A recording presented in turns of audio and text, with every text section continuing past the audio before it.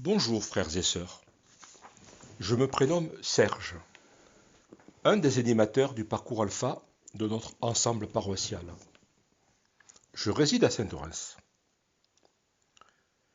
En propos liminaire, j'aimerais partager avec vous les effets de cette épreuve qu'est le confinement.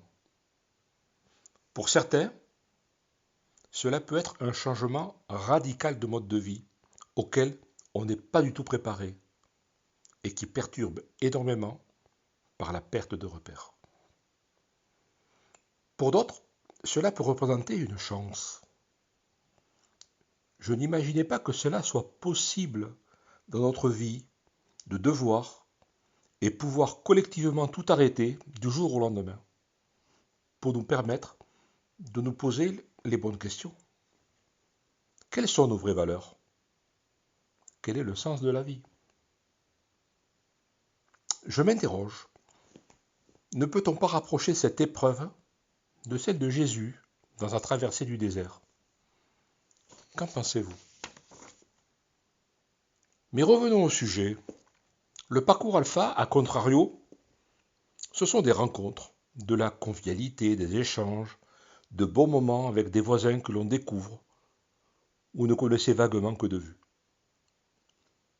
Autour d'un bon repas, la nature humaine reprend le dessus. Chacun partage ses valeurs, ses hobbies. Des affinités se développent pendant le déroulement des soirées. L'objectif principal est de reprendre pied ou approfondir sa foi chrétienne. Beaucoup pensent que cela ne les concerne pas du tout. Notre foi est vivante, il faut la cultiver.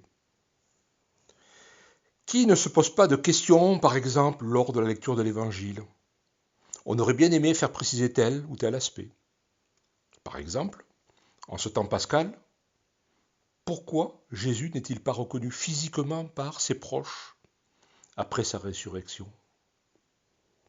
Est-ce une manière de nous préparer à notre propre résurrection de la chair? Il faut être humble. Nos prêtres suivent un enseignement de plusieurs années avant de pouvoir exercer, comme respectivement les ingénieurs et les médecins. Il est tout à fait normal pour nous de pouvoir ouvertement nous interroger. C'est à cela que le parcours alpha répond à cette attente.